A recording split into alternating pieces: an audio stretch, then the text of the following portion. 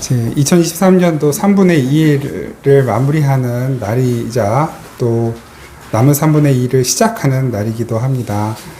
지금까지 우리를 지켜주시는 애 감사하면서 또 앞으로 우리를 지켜줄 것을 믿음으로 기대하면서 우리를 누구보다도 사랑하시는 우리 아버지 하나님 앞에 우리의 몸과 마음과 영혼을 드리며 성령과 진리 안에서 함께 예배 드리겠습니다. 다 함께 묵도하시겠습니다.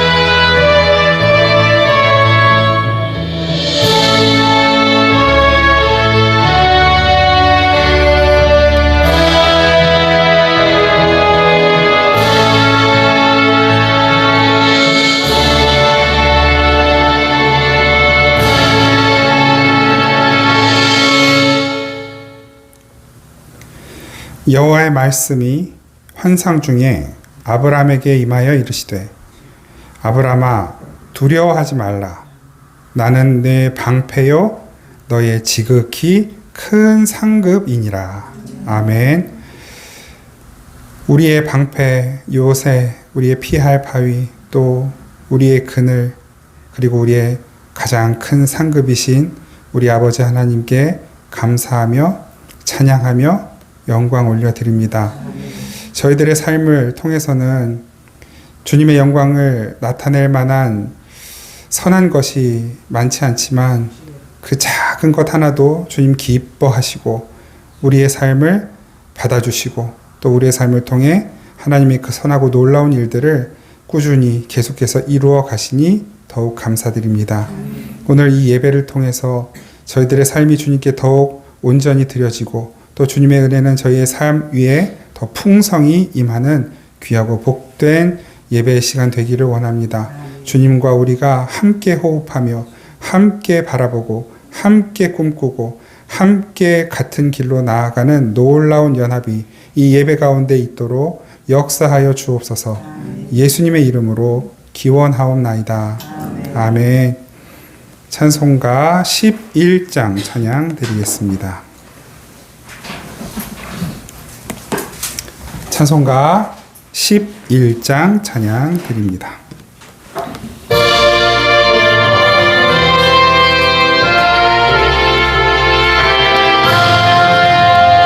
홀로 한 분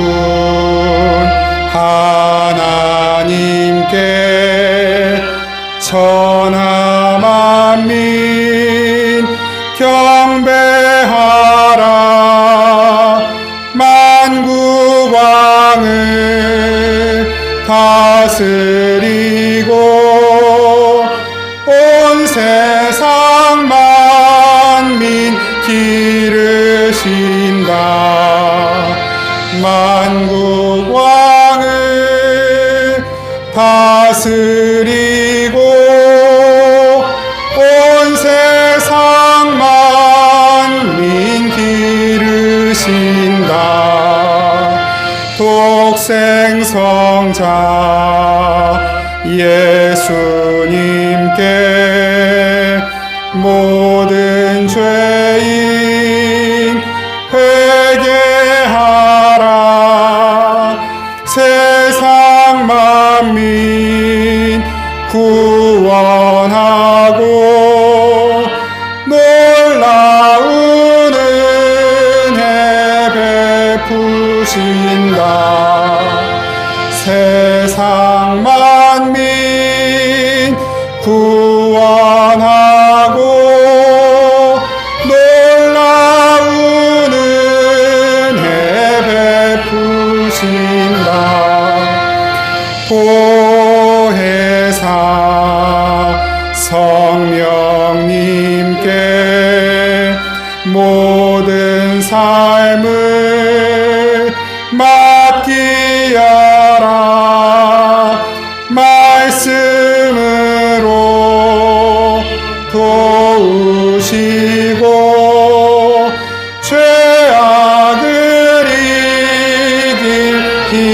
주신다. 말씀으로 도우시고 죄악을 이길 힘 주신다.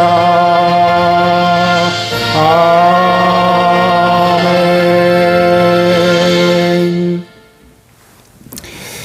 우리 지난 한 주간 동안 하나님 앞에서 지었던 죄와 허물들 이 시간 침묵으로 함께 고백하며 기도하겠습니다.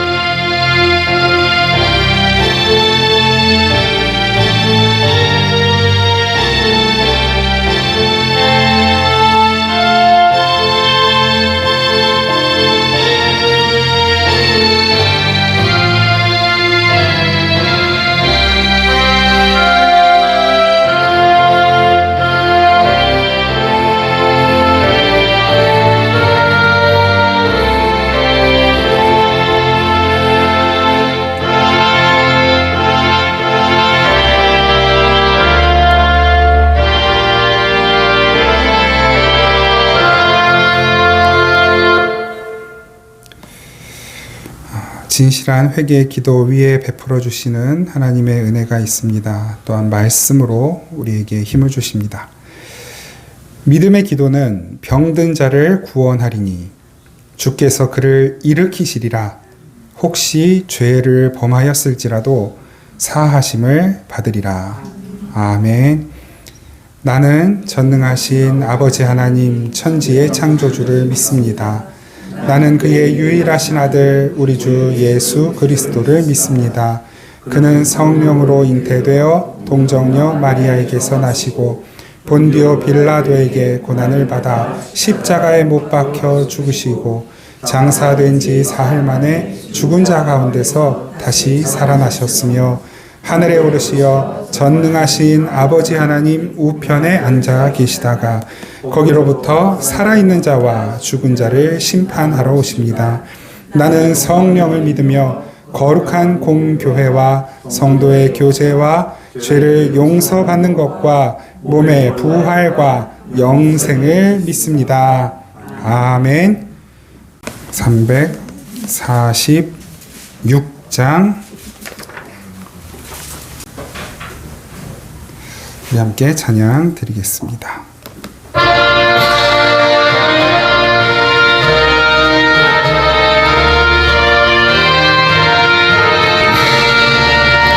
주 예수 우리 구하려 큰 싸움 하시니 주 십자가를 따라서 나갈 자 누구랴. 큰 환난 핍박 당하고 또 고통 많으나 제 십자가를 지고서 늘 참는 이로다. 주 예수 고난 당할 때 저 원수 위하여 죄 용서함을 빔같이 또 빌 자 누구랴. 저 순교자가 죽을 때 그 원수 사하고 제 영혼 부탁했으니 주 따르니로다. 저 택함 받은 사도들 주 성령 받은 후 큰 환난 고통 당할 때 다 참고 이겼네. 그 험한 고난 넘어서 저 천성 갔으니 주 예수 믿는 우리도 본받게 하소서. 아멘.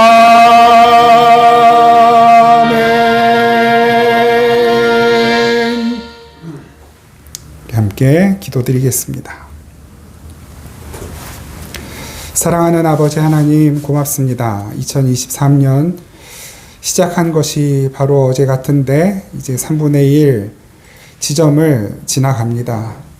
이 넉 달 동안 저희들이 하나님 앞에 약속한 것, 또 우리 스스로 결단한 것 얼마나 지키며 살았는지, 또 주님 뜻 따라 다른 이들을 얼마나 사랑하며 살았는지, 주님의 말씀을 얼마나 굳게 붙들었는지, 또 얼마나 열심히 주님 앞에 나아가 기도하며 간구하며 아뢰었는지, 주님 돌아보면 그저 후회할 것뿐이고 반성할 것뿐이고, 또 그런 우리의 연약함을 보고 낙심하고 좌절할 수밖에 없는 지점에 있지만, 그러나 주님, 우리 이 시간 이 땅을 바라보지 않고 그렇게 연약한 나 자신을 바라보지 않고 우리를 끝까지 포기하지 않고 사랑하시는 우리 주님 얼굴 바라보기 원합니다. 날마다 우리를 격려해 주시고 힘 주시고 우리의 죄를 용서하실 뿐만 아니라 죄를 이길 수 있는 힘과 능력을 더하시는 주님 앞에 아버지, 다시 한번 우리의 마음을 드리며 삶을 드리며 우리의 시간을 드리며 우리의 모든 삶의 자리와 환경과 여건을 부탁드리오니, 주님 부디 우리에게 허락된 이 모든 환경 가운데에서 우리 스스로의 힘과 능력과 지혜를 의지하지 않고 우리를 사랑하시는 주님의 손에 붙들려 주님의 능력과 지혜를 의지하며 다시 일어나 나아갈 수 있도록 우리를 격려해 주시고 일으켜 세워 주옵소서. 더불어 우리에게 허락된 모든 삶의 현장과 자리가 주님의 뜻 안에서 더욱 아름답게 만들어져 가고 완성되어 가는 그곳에 하나님, 저희들이 주님의 일하심을 목격하게 하옵시고 하나님께서 원하시는 방향으로 또 이끄시는 대로 순종하며 나아갈 수 있도록 은혜 베풀어 주옵소서. 결단했지만 하지 못한 것들 지금부터 다시 시작합니다. 또 주님 앞에 약속한 것 지키지 못했지만 지금부터 다시 시작합니다. 우리의 삶에 허락하신 많은 것들 감사하지 못하며 살았으나 이제 감사하는 마음으로 다시 시작합니다. 아버지, 이 남은 한 해를 주님 앞에 다시 시작하는 마음으로 나아가는 주님의 사랑하는 모든 자녀들의 머리끝부터 발끝까지 하나님의 지혜로 능력으로 위로와 도우심과 보호하심과 온전케 하시고 치유하시고 새롭게 하시는 능력으로 붙들어 주옵소서. 이 자리에 함께 있지 못해도 그 마음으로 함께 예배하며 주님께 나아가는 우리의 모든 식구들 멀리 있든지 가까이 있든지 그들의 삶 또한 동일한 은혜로 지키시고 붙들어 주옵소서. 모든 위험과 어려움과 위협과 또한 강팍해져가는 세상 가운데 많은 위험의 요소들이 많아질지라도 그 모든 것들 가운데 우리가 그저 불안해하고 두려워하지만 않게 하시고 주님의 도우심을 구하며 우리가 빛이 되어 또한 소금이 되어 이 어두운 세상 밝히고 썩어가는 세상 새롭게 만들어가는 주님의 귀한 도구로 쓰임받는 우리의 인생이 되도록, 그리고 우리 생명의 단비 교회 되도록 은혜 베풀어 주옵소서. 앞으로 우리가 나아갈 길을 주님께서 조명하시고 비춰주실 때 겸손히 순종하는 마음으로 믿음의 발걸음 내디딜 수 있도록 도와주옵소서. 지혜가 필요한 모든 이들에게 주님의 지혜로 넉넉히 채워주시고 하나님께서 맡겨주신 일들을 감당하기 위해 필요한 모든 자원들, 재화들 주님께서 가장 적절한 때 좋은 것으로 넉넉히 채워 주옵소서. 진로를 고민하며 공부하는 우리의 자녀들 주님께서 지혜를 주시고, 또한 입시를 준비하는 사랑하는 자녀들 주님께서 그 입시에 무너지지 않도록 아버지 끈기와 또한 지혜와 총명함을 더하여 주옵소서. 공부할 때 그 모든 공부하는 것들이 머리와 가슴에 깊이 새겨지도록 은혜 베풀어 주옵소서. 이 험하고 또한 악한 세대에 휩쓸리지 않고 휘둘리지 않도록 믿음을 더하여 주옵소서. 우리의 자녀들 자라가는 동안 하나님 이 세상에 물들기보다 우리 주님의 음성, 주님의 말씀, 주님의 도우심과 인도하심과 주님의 뜻과 계획에 자신의 삶을 맡길 수 있는 믿음을 허락하여 주시옵소서. 우리 부모 세대는 그런 우리 자녀들을 끝까지 축복하며 하나님 우리의 연약함을 보여주기 전에 우리가 주님을 얼마나 신뢰하고 의지하는지 그 믿음을 보여줄 수 있는 부모의 세대가 될 수 있도록 은혜 베풀어 주시옵소서. 오늘도 주님 말씀 앞에 나아갑니다. 이때에 주님께서 주시는 그 음성을 저희들이 듣고 그 뜻을 잘 깨닫기를 원합니다. 그리고 그 말씀대로 순종하는 삶을 살기 원하오니 도와주시옵소서. 주님을 사랑하며 주님께 귀한 예물 드리는 모든 손길, 하나님 이것은 우리가 주님 앞에 투자하고 씨앗을 뿌리는 일이 아니라 이미 주님께서 우리에게 베푸신 은혜를 감사하며 이 모든 것이 주께로부터 왔음을 고백하며 아버지 모든 것이 주님의 소유입니다. 인정하고 고백하는 신앙의 고백으로 드리는 것인 줄 주님 아시오니 그 믿음의 고백이 있는 모든 우리 성도들의 심령을 또한 삶을 주님께서 넉넉하게 하시고 부족함이 없게 하시고 어떤 것에도 영으로나 육으로나 재화로나 어떤 것에도 결핍이 없도록 주님께서 지켜 주옵소서.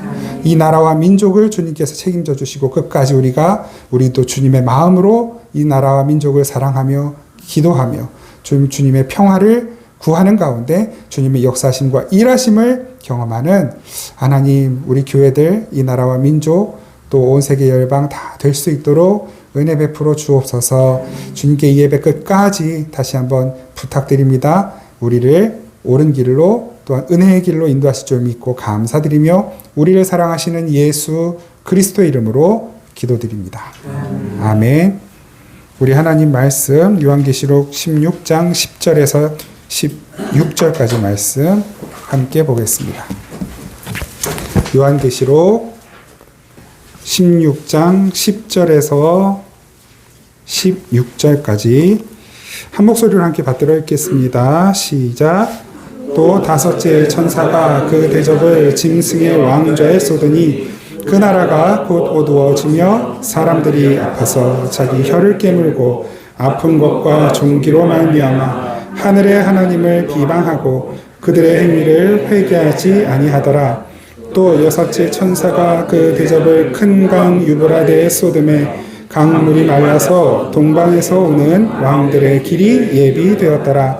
또 내가 보매 개구리 같은 새 더러운 영이 용의 입과 짐승의 입과 거짓 선지자의 입에서 나오니 그들은 귀신의 영이라. 이 적을 행하여 온 천하 왕들에게 가서 하나님 곧 전능하신 이의 큰 날에 있을 전쟁을 위하여 그들을 모으더라. 보라 내가 도둑같이 오리니 누구든지 깨어 자기 옷을 지켜 벌거벗고 다니지 아니하며 자기의 부끄러움을 보이지 아니하는 자는 복이 있도다. 새 영이 히브리어로 아마겟돈이라 하는 곳으로 왕들을 모으더라. 아멘. 지난주에 이어서 오늘 이 일곱 대접의 재앙에 관해 말씀을 나눕니다. 지난주까지는 이 네 번째 천사가 쏟은 네 번째 대접의 재앙까지를 살펴보았는데요. 결국 이 재앙의 내용은 동일하다. 전쟁, 자연재해, 또 기근, 굶주림, 그리고 모든 인간들의 정신적, 영적 피폐함을 설명하는 것들이 바로 이 재앙의 내용들이었죠. 그러니까 이제는 이 재앙의 내용이 뭐냐, 이것을 캐고 파기보다 특히 오늘 이 본문에 아주 우리가 잘 아는 아마겟돈, 막 영화로도 나왔죠. 소행성이 지구에 충돌하는 그런 이제 재앙을 앞두고 그 소행성에 이제 이렇게 무슨 핵폭탄을 보내던가요? 그렇게 해가지고 지구 위기를 해결하는 그런 류의 어떤 지구 종말을 이야기하는 그런 표현인가?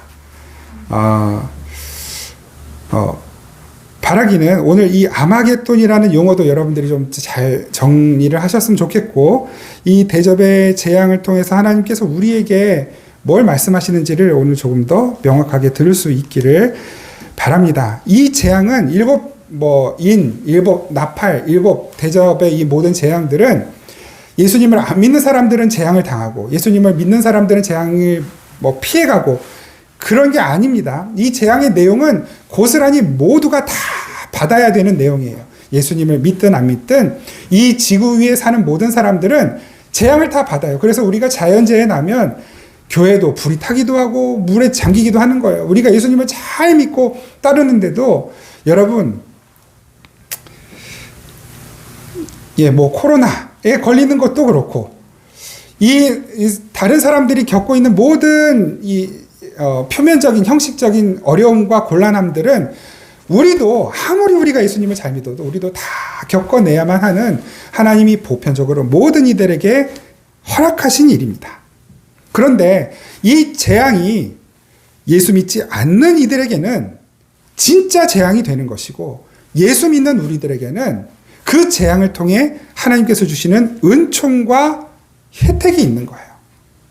그걸 구분하는 것이 우리가 이 계시록 말씀을 잘 해석하는 키 포인트가 되는 것이죠.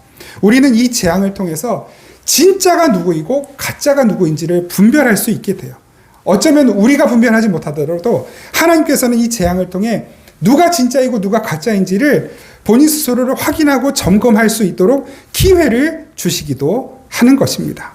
오늘 이 다섯째 대접의 재앙 이후로 6번째까지를 살펴보면서 오늘 그 내용들을 조금 더 명확하게 우리가 확인할 수 있기를 바랍니다. 먼저 오늘 본문 16장 10절 11절을 한 번 더 같이 보겠습니다. 한번 같이 읽으시죠.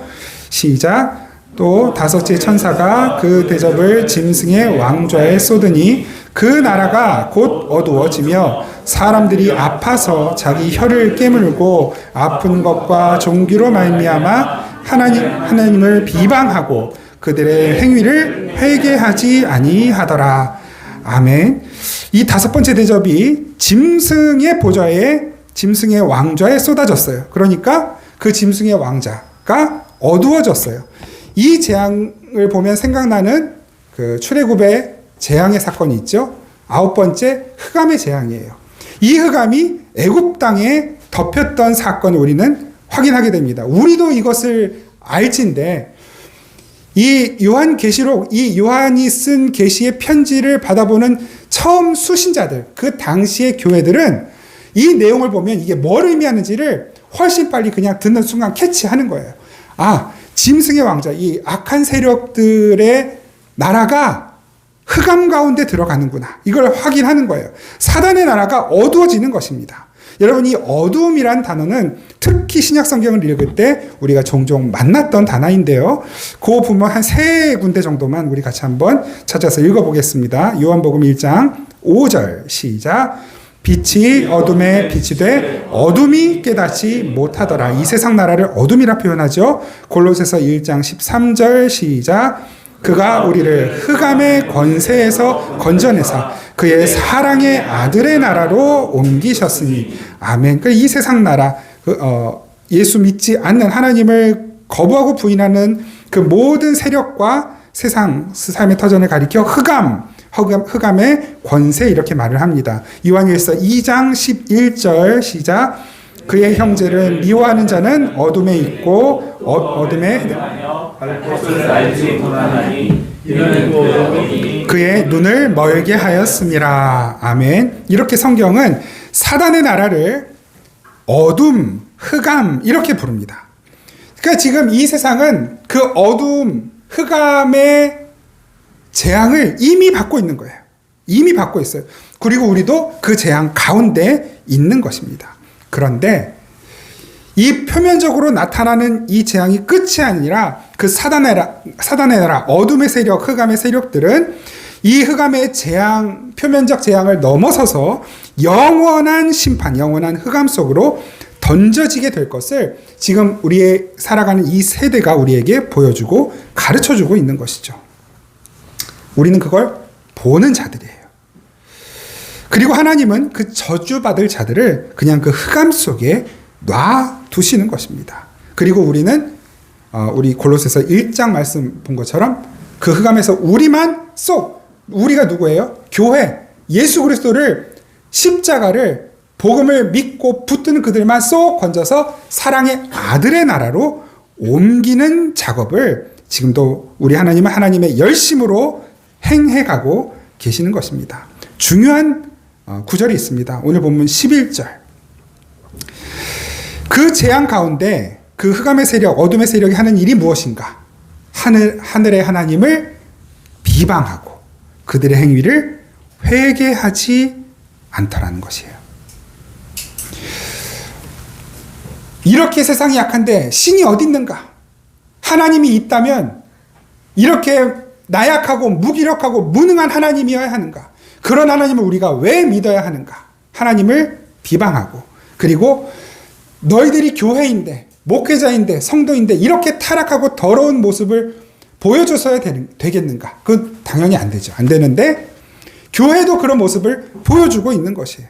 성도들도, 목회자들도 마치 다 이 세상과 한 덩어리가 된 것처럼 그 모든 더럽고 오염되고 악한 현상과 증상들을 다 뱉어내고 있는 거예요.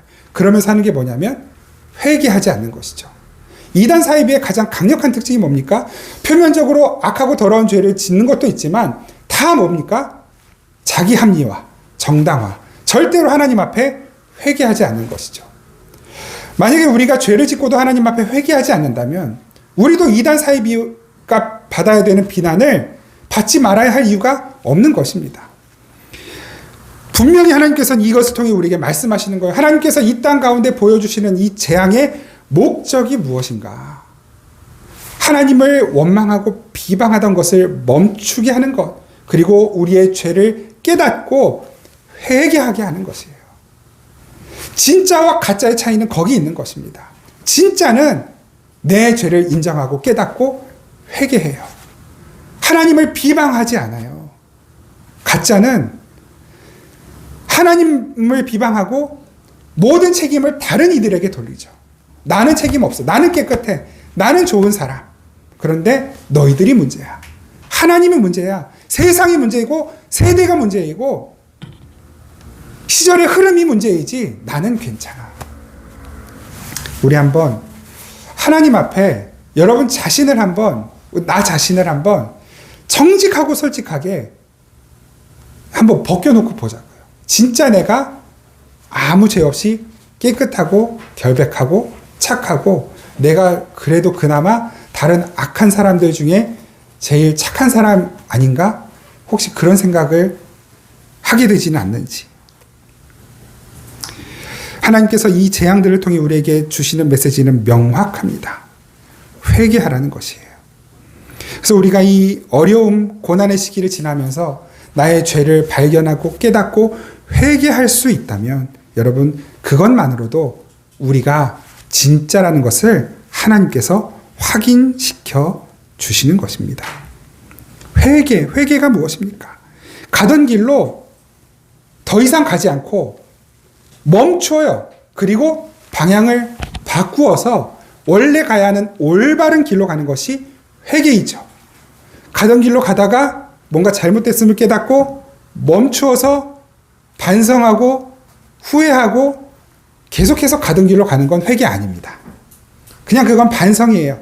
자아 성찰이에요. 세상 사람들도 다 하는 것이에요. 후회하고 반성하는 것.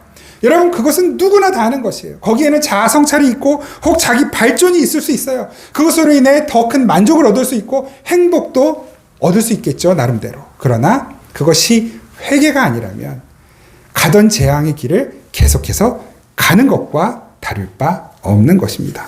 주님은 우리에게 원하시는 것은 반성하고 후회하고 뉘우치는 것이 아니라 회개하는 것입니다.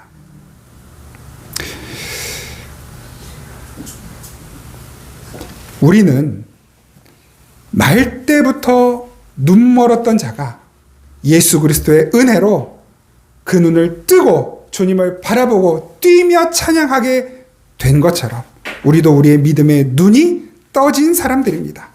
우리가 가던 길에서 완전히 돌이켜 회개할 수 있게 된 사람들인 것입니다. 구원은 회개하는 이들에게 주어지는 것이지 후회하고 반성하는 이들에게 주어지는 것 아닙니다. 구원은 오직 그 하나님 앞에서 자기의 죄를 깨닫고 회개하고 돌이켜서 올바른 믿음의 길로 가는 이들에게만 주어지는 은총인 것입니다.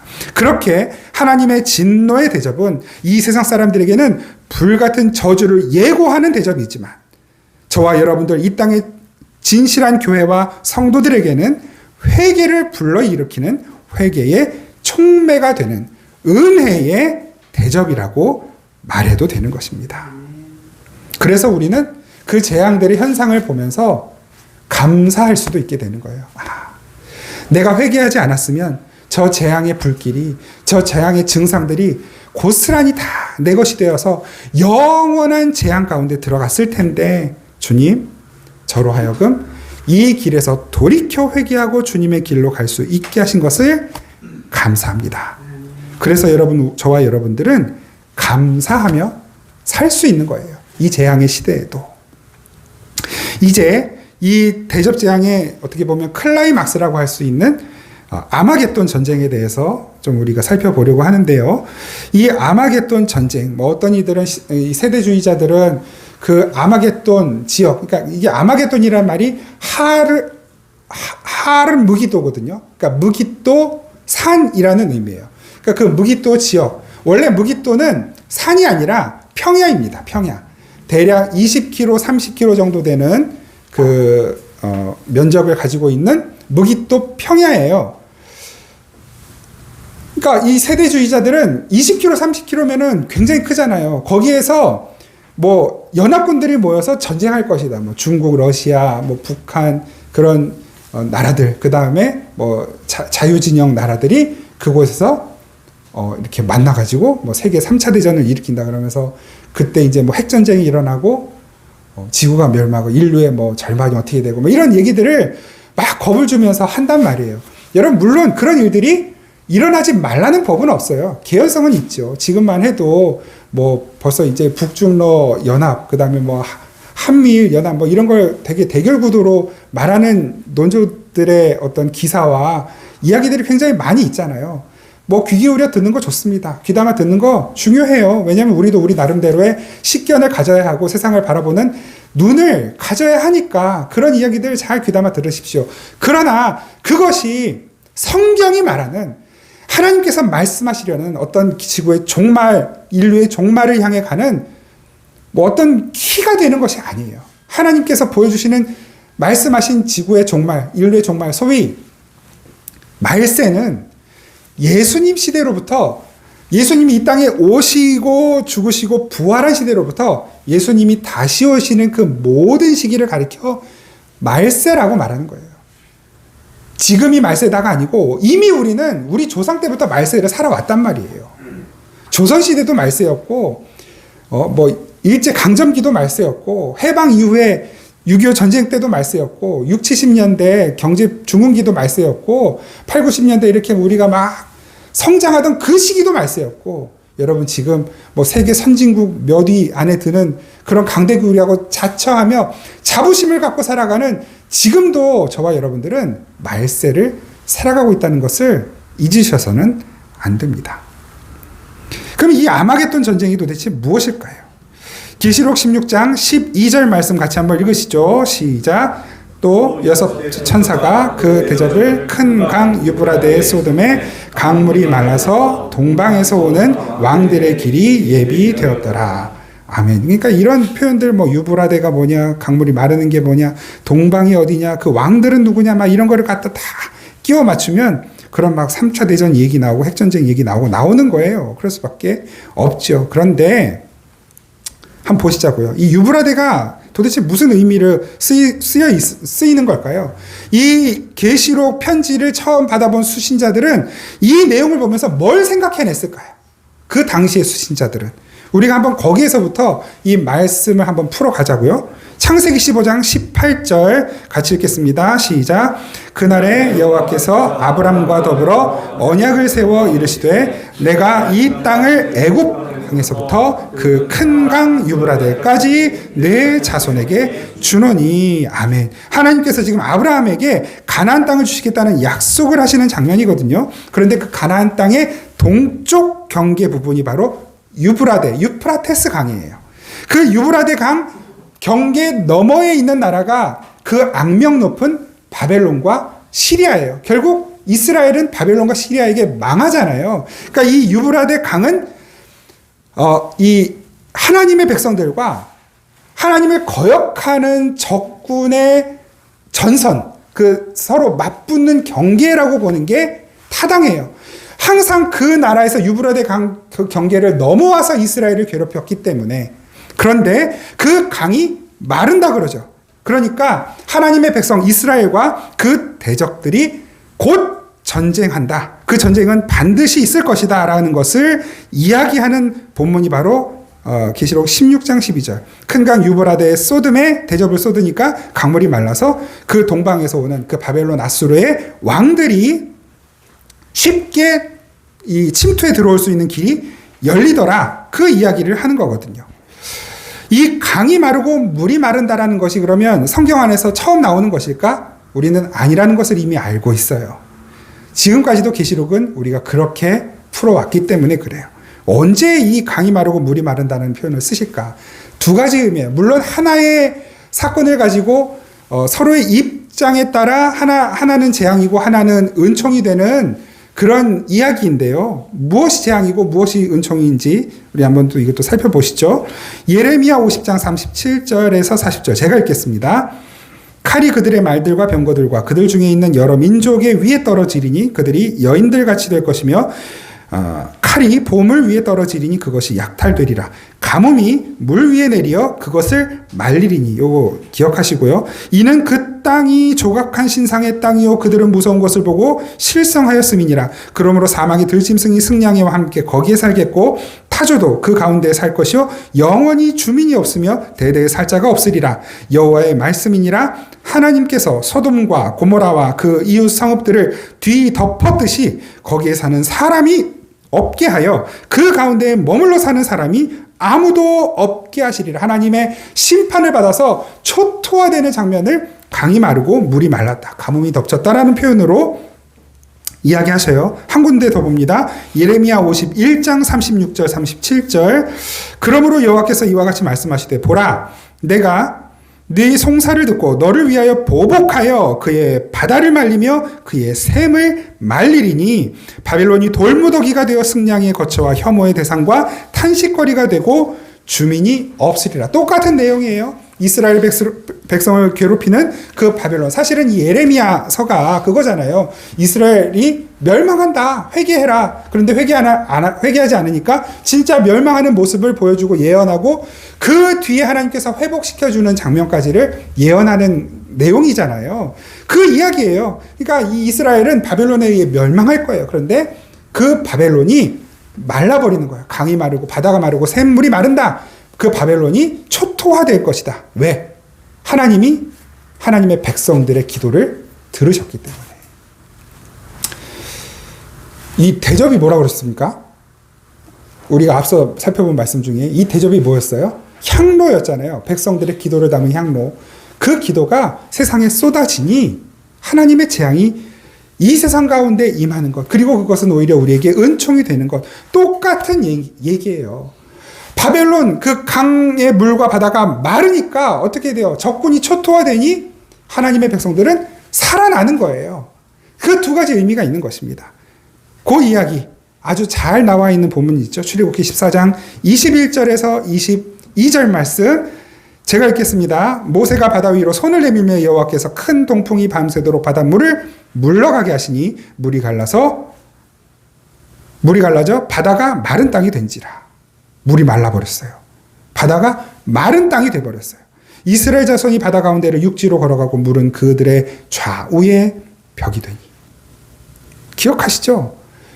애국 군대가 이 홍해 바닷가에서 우리가 이긴 줄 알고 승리의 노래를 불렀지만 그 바다에 죽는 거예요. 그게 바다가 말랐다는 표현으로 나오는 것이고 우리 하나님의 백성들은 그 마른 땅을 건너 살아나는 거예요.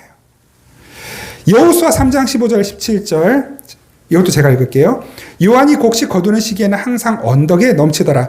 궤를 맨 자들이 요단에 이르며 궤를 맨 제사장들이 발이 물가에 잠기자 곧 위에서부터 흘러내리던 물이 그쳐서 사르단에 가까운 매우 멀리 있는 아담성읍 변두리에 일어나 한 곳에 쌓이고 물이 흐르다 말고 어디에 쌓여요. 아라바의 바다 여매로 향하여 흘러가는 물은 온전히 끊어짐에 지금 백성들이 여리고 앞으로 요단강을 건너 법궤를 메고 가는데 물이 말라버린 거예요. 물이 더 이상 흐르지 않아. 물이 말라. 그래서 그 법궤를 메고 무사히 요단강을 건너 진군하는 것입니다. 여호와의 언약궤를 맨 제사장들은 요단 가운데 마른 땅에 굳게 섰고 그 하나님의 말씀이 요단 한가운데 딱 서 있는 동안 그 요단강이 마른 강물처럼 되어 모든 백성이 요단을 건너기를 마칠 때까지 모든 이스라엘은 그 마른 땅으로 건너갔더라. 이 마른 땅이 되는 것, 적에게는 재앙이요 하나님의 백성들에게는 은혜가 되는 것입니다. 그러니까 이 구약에 아주 우리보다 훨씬 능통했던 이 초대교회의 요한계시록 편지를 수신한 수신자들은 요 내용, 유브라데 강이 말랐다라는 요 한 구절만 보고서도 그것이 무엇을 의미하는지를 너무나 잘 알았단 말입니다. 근데 그걸 쏙 빼먹고 세대주의자들은 그걸 가지고 막 성도들 막 겁주고 특히 사이비들 그래서 재산 다 바치게 만들고 어떻게 그런데 속아 하는데 진짜 속잖아요. 보이스피싱 어떻게 그런 보이스피싱에 속아 하는데 속잖아요. 저와 여러분들은 속지 말라는 법이 있을까요? 아니요. 그래서 하나님이 말씀하시는 거예요. 그건 이따 좀 보죠. 다시 그 우리에게 주신 그 속지 않을 무기가 무엇인지는 좀 더 이따 살펴보도록 하고요.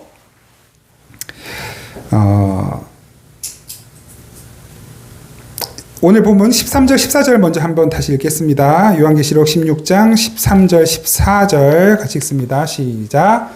또 내가 봄에 개구리 같은 새 더러운 영이 용의 입과 짐승의 입과 거짓 선지자의 입에서 나오니 그들은 귀신의 영이라. 이적을 행하여 온 천하 왕들에게 가서 하나님 곧 전능하신 이의 큰 나라에 있을 전쟁을 위하여 그들을 모으더라. 아멘. 이 보이스피싱 아주 삼위일체 나오죠. 용의 입에서, 짐승의 입에서, 거짓 선지자의 입에서 계속해서 사람들을 미혹하고 속이고 속지 않을 수가 없게 만드는 거예요. 화려한 말발과 지식을 총동원하여 이 사탄의 삼위일체 아주 보이스피싱의 삼위일체에 속어 넘어가는 우리들 또 이 땅의 교회들을 향해 하나님은 깨어 있으라고 계속해서 경고하시고 말씀하시죠. 이렇게 아마겟돈 전쟁이 말하는 것은 이 더러운 마귀들 아주 치사하고 악하고 교활하기 짝이 없는 이 마귀와 마귀의 세력들 그리고 그 하나님 편에 서 있는 하나님의 백성들의 영적 전쟁을 이야기하고 나타내는 표현인 것입니다. 그것을 유브라데 강 경계에 두고 그 강이 마르는 것으로 표현하기도 하고 이렇게 이 용과 짐승과 거짓 선지자의 입에서 나오는 악한 말, 귀신의 영으로 하는 말들이라고도 표현하기도 하는 것입니다. 그렇게 이 마귀의 세력들은 끝까지 예수님이 다시 오실 때까지 하나님처럼 하나님인 양, 하나님의 보좌를 취할 수 있을 정도로 강력한 모습으로 이 세상을 미혹하고 교회를 미혹하는 것이에요. 이미 전쟁을 일으켰고 우리는 그 전쟁 한가운데 이미 있는 것입니다. 그런데 결론이 뭐예요? 결국 그 전쟁은 어떻게 결론이 난다고요? 강이 마르는 것.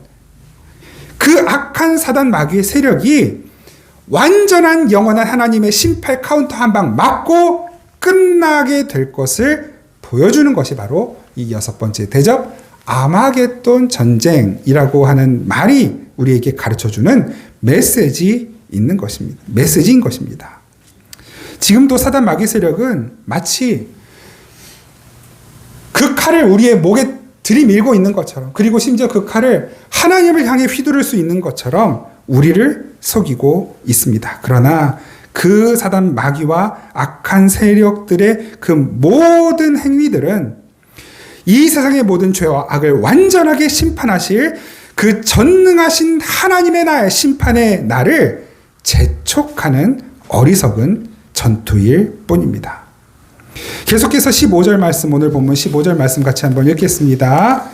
시작. 보라, 내가 도둑같이 오리니 누구든지 깨어 자기 옷을 지켜 벌거벗고 다니지 아니하며 자기의 부끄러움을 보이지 아니하는 자는 복이 있도다. 아멘. 바로 그 나를 향해 그 전쟁통에 살아간 우리들에게 하나님께서 그 전쟁을 이길 수 있는 방법이 무엇인가, 어떻게 우리가 그 전쟁을 대해야 하는가를 말씀하시는데, 자기 옷을 지켜요. 그래서 벌거벗고 다니는 것처럼 수치를 당하지 말라고 말씀하십니다. 부끄러움을 보이지 않는 자가 복이 있다라고 말씀하시는 거예요. 이 벌거벗는 것, 그 옷을 지킨다라고 하는 것, 이것이 무엇을 나타내는 것일까요? 우리는 이미 앞선 계시록 말씀에서 이 내용도 다 살펴봤어요. 기억이 잘 안 나시죠? 그래서 확인시켜 드립니다. 계시록 3장 2절에서 4절. 우리 같이 한번 읽죠. 계시록 3장 2절에 4절 시작. 너는 뛰어 그 나무가 축적된 것을 보관하게 하라. 내 하나님 앞에 내 행위에 온전한 것을 찾지 못하였느니. 그러므로 내가 어떻게 받았으며 어떻게 들었는지 생각하고 지켜 회개하라. 만일 일깨지 아니하면 내가 도둑같이 이르리니 어느 때에 내게 이르는지 내가 알지 못하리라. 그러나 사대의 그 옷을 더럽히지 아니한 자 몇 명이 내게 있어 흰 옷을 입고 나와 함께 다니리니 그들은 합당한 자인 연고라. 아멘. 오늘 보면 완전 똑같죠. 완전 똑같아요. 옷을 더럽히지 않아요. 근데 그 옷을 더럽히지 않아요. 어떻게 더럽히지 않았는가? 회개한 거예요. 회개한 거예요. 깨어 있는 것이에요. 주님께서 도둑같이 온다는 사실을 알고 있는 거예요. 그리고 그것을 알고 매사 매 순간을 살아가는 거예요. 그들이 주님께 합당한 자라고 말씀하시는 것이죠. 계시록 3장 15절에서 17절 제가 읽겠습니다. 내가 내 행위를 아노니 내가 차지도 아니하고 뜨겁지도 아니하도다. 내가 차든지 뜨겁든지 하기를 원하노라. 내가 이같이 미지근하여 뜨겁지도 아니하고 차지도 아니하니 내 입에서 너를 토하여 버리리라. 내가 말하기를 나는 부자라 부요하여 부족한 것이 없다 하나 내 곤고한 것과 가련한 것과 가난한 것과 눈먼 것과 벌거벗은 것을 알지 못하는도다. 나는 부족한 것이 없고 나는 다 괜찮다라고 말하고 있는데 주님이 보실 때는 그들이 너무나 가련한 자이고 불쌍한 자이고 벌거벗은 자로 보여지다라는 것입니다. 이게 지금 라오디게아 교회를 향해서 하시는 말씀이잖아요. 그 라오디게아 교회는 되게 부유한 교회였거든요. 문제가 별로 없고 여유로웠던 교회. 그런데 주님께서는 그 교회를 향해 너희들이 실제로는 가난하고 벌거벗은 자, 너희들이야말로 가난하고 벌거벗은 자라고 일침을 가하시는 거예요. 너희가 예수를 믿고 부자가 되고 사람들이 많아졌다고 해서 그게 진짜 복이라고 착각하지 말라고 말씀하시는 것입니다.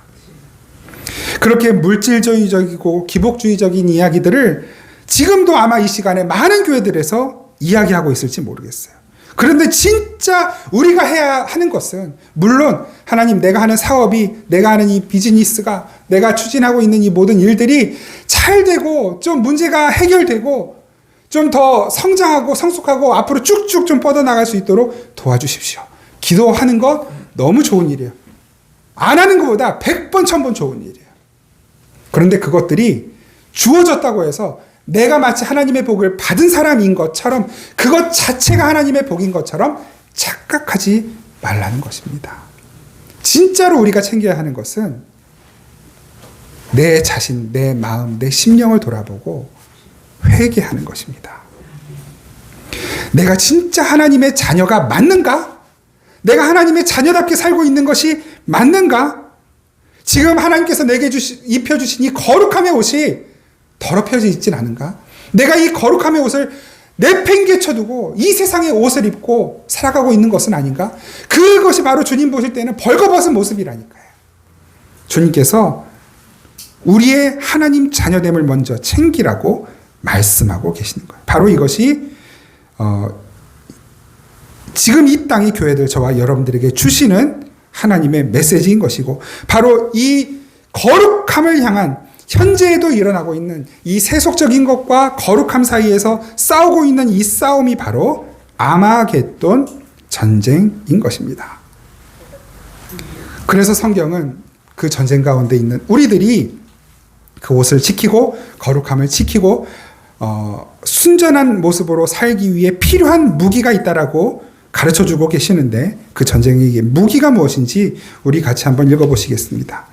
에베소서 6장 10절에서 18절 조금 길지만 우리 같이 한번 이 말씀 읽겠습니다. 에베소서 6장 10절에서 18절 시작. 끝으로 너희가 주 안에서와 그 힘의 능력으로 강건하여지고 마귀의 관계를 능히 대적하기 위하여 하나님의 전신갑주를 입으라. 우리의 씨름은 혈과 육을 상대하는 것이 아니요 통치자들과 권세들과 이 어둠의 세상 주관자들과 하늘에 있는 악의 영들을 상대함이라. 그러므로 하나님의 전신 갑주를 취하라. 이는 악한 날에 너희가 능히 대적하고 모든 일을 행한 후에 서기 위함이라. 그런즉 서서 진리로 너희 허리띠를 띠고 의의 호신경을 붙이고 평안의 복음이 준비한 것으로 신을 신고 모든 것 위에 믿음의 방패를 가지고 이로써 능히 악한 자의 모든 불화살을 소멸하고 구원의 투구와 성령의 검 곧 하나님의 말씀을 가지라. 모든 기도와 간구를 하되 항상 성령 안에서 기도하고 이를 위하여 깨어 구하기를 항상 힘쓰며 여러 성도를 위하여 구하라. 아멘. 내일 5월 1일 새벽 예배 있습니다. 이렇게 아마겟돈 전쟁은 성도가 치러내야 할 영적 전쟁을 말하는 거예요. 왜 이 전쟁터 이름이 아마겟돈인지 이거 다시 한번 부연 설명을 해드리고 말씀을 마치도록 할 텐데요. 계시록 오늘 본문 마지막 절이죠. 16장 16절 같이 한번 읽겠습니다. 시작. 새 영이 히브리어로 아마겟돈이라 하는 곳으로 왕들을 모으더라. 아멘. 이 아마겟돈이라고 하는 단어가 말씀드리지만 마겟돈이에요. 그러니까 무기또 산이라는 뜻인데 말씀드렸다시피 그 무기또는 산이 아니라 평지, 평원이에요. 한 20km, 30km 정도 되는 평원. 그러니까 이 평원에서 옛날 전쟁의 스타일 뭡니까? 역사 영화 같은 데 보면 다 그렇지만 이 최근에 남북전쟁, 미국의 남북전쟁도 그렇게 싸웠잖아요. 딱 서로 대치에 바라보면서 총 쏘든지 활 쏘든지 막 쏘다가 멀리서 이렇게 쏘다가 점점 가까워져서 이제 백병전, 육탄전으로 하는 그게 전통적인 전쟁의 방식이었단 말입니다. 그러니까 그 싸움을 하기 위해서는 평지가 너무너무 좋은 거예요. 그래서 성경에 보면 그 무기또 평지에서 맨날 싸워요. 사사기 5장 19절 제가 읽겠습니다.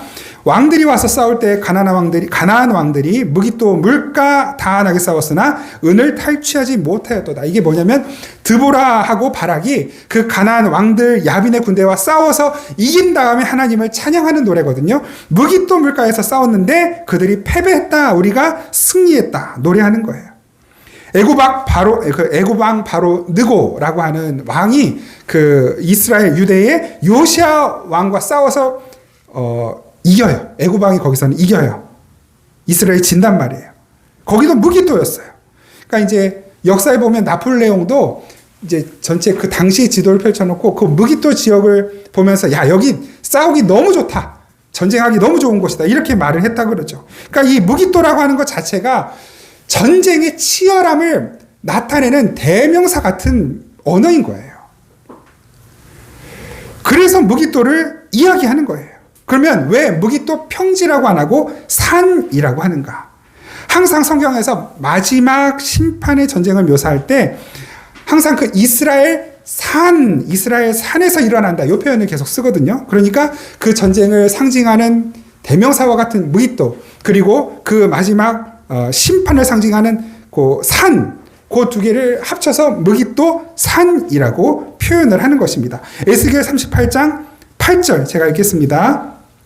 여러 날 후 곧 말년에 내가 명령을 받고 그 땅 오래 황폐하였던 이스라엘 산에 이르리니 그 땅 백성은 칼을 벗어나서 여러 나라에서 모여 들어오며 이방에서 나와 다 평안히 거주하는 중이라. 에스겔 39장 1절에서 5절. 그러므로 인자야 너는 고객에 예언하여 이르기를 주 여호와께서 이같이 말씀하시되 로스와 메섹과 두발 왕 고가 내가 너를 대적하여 너를 돌이켜서 이끌고 북쪽 끝에서부터 나와서 이스라엘 산 위에 이르러 내 활을 쳐서 내 왼손에서 떨어뜨리고 내 화살을 내 오른손에서 떨어뜨리리니 너와 내 모든 무리와 너와 함께 있는 백성이 다 이스라엘 산 위에 엎드러지리라. 내가 너를 각종 사나운 새와 들짐승에게 넘겨 먹게 하리니 내가 빈 들에 엎드러지리라. 이는 내가 말하였음이니라. 주 여호와의 말씀이니라. 이렇게 최후 심판의 전쟁, 그러니까 하나님의 심판 때까지 일어나는 그 전쟁을 이스라엘 산에서 일어나는 전쟁, 무기토에서 일어나는 전쟁, 이렇게 말씀을 하시는 거예요. 근데 여러분, 그 이스라엘 평지에 진짜로 산이 하나 있어요. 그 산이 뭐게요? 이거 뭐 알 정도면은 이제 뭐 여기 계실 필요도 없죠, 사실은. 그 이스라엘 그 무기토 평지에 있는 산, 그 산이 뭐냐면 갈멜산이에요. 갈멜산. 갈멜산에 무슨 일이 일어났습니까? 선지자 엘리야와 아세라 선지자 850명이 거기서 전쟁을 했어요. 누가 이겼어요? 하나님이 이겼죠. 하나님이 이기시는 전쟁. 그러니까 이제 이 편지를 받는 이들은 그 무기토, 아마겟돈 전쟁, 아마겟돈 산, 그게 뭘 이야기하는지를 그냥 다 아는 거야. 다 알아요. 기본적으로. 서울의 산에서 일어나는 전쟁. 서울은 평지인데, 산이 있지. 북한산, 남산.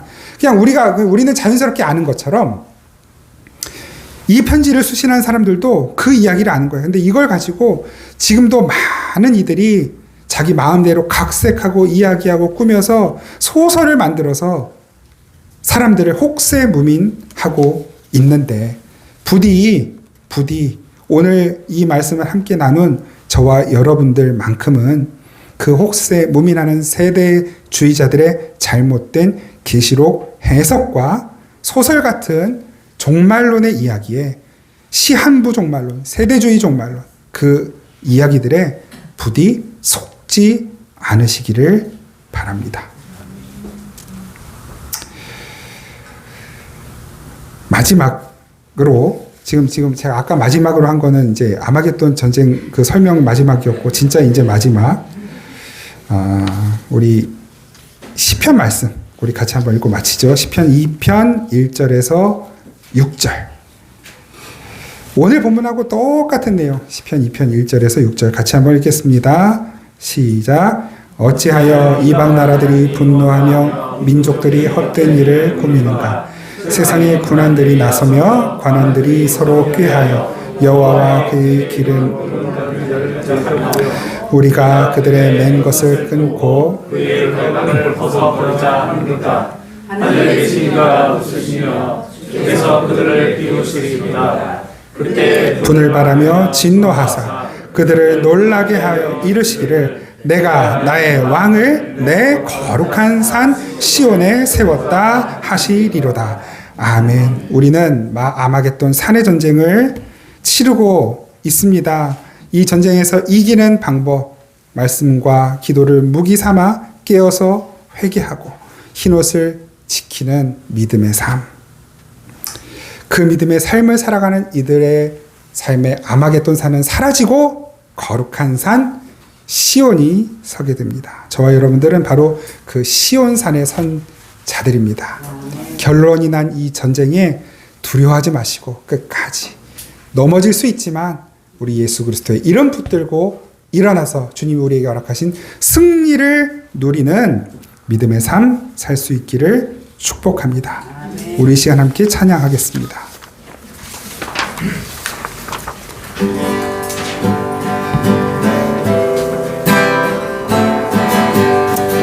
예수의 이름으로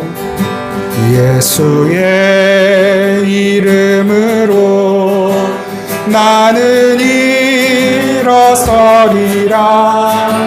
주가 주신 능력으로 나는 일어서리라. 원수가 날 향해 와도 쓰러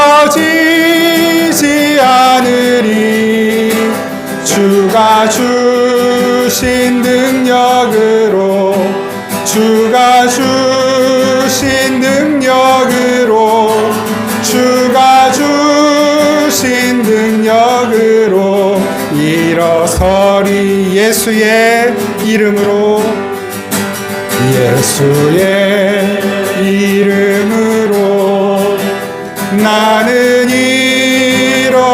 일어서리라 주가 주신 능력으로 나는 일어서리라 원수가 날 향해 와도 쓰러지지 않으리 주가 주신 능력으로 주가 주신 능력으로 주가 주신 능력으로 일어서리. 제가 잠시 기도하겠습니다. 주님, 우리가 자주 넘어집니다. 그런데 우리가 완전하지 않기 때문에 넘어지는 것을 주님이 더 잘 아시는 줄 압니다. 우리가 넘어질 때 부디 우리가 그 자리에 주저앉아 있지 않게 하시고 그때도 우리를 바라보고 사랑으로 손 내미시는 우리 주님의 손 붙잡고 다시 일어날 수 있게 하옵소서. 주님은 이 세상 가운데 우리가 살아가는 이 영적 전쟁의 시간들을 너무나 잘 아시고 또 미리 말씀하셨고 또 싸워서 이길 수 있는 무기도 가르쳐 주셨고 어떻게 살아갈 수 있는지 모든 길을 다 가르쳐 주셨는데 하나님 우리가 불완전하지만 주님 가르쳐 주신 대로 한번 살아가려고 합니다. 도와주옵소서. 하나님 우리 사랑하는 모든 성도들의 삶이 그렇게 매 순간순간 우리에게 허락하시는 하나님의 승리를 경험하는 귀하고 복된 삶의 순간들이 될 수 있도록 도와주옵소서.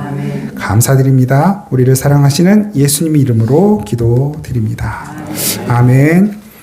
우리 주 예수 그리스도의 무한하시고 신실하신 사랑과 성령님의 우리 아버지 하나님의 우리를 포기하지 않는 영원한 도우시고 지키시는 아버지의 사랑과 또 지금도 우리 곁에 계시고 우리를 보호하시며 우리에게 싸울 무기가 되어주시고 또 우리의 힘이 되시고 위로가 되시고 또 지혜가 되시고 인도자 되시는 성령님의 교통하시고 도우시는 은혜가 이 시간 주님 예수 그리스도의 이름으로 지금 이 자리에서 다시 일어나 주님의 능력으로 세상 이기며 나아가기 원합니다. 다짐하고 세상으로 나아가는 우리 생명의 단비교회 모든 성도들, 함께 예배하는 모든 지체들, 이 땅의 모든 교회와 성도들 위해 그리고 이 연약하고 가련한 이 대한민국 이 나라와 민족 가운데 주님을 알지 못하는 이 세대 가운데 이 열방 속에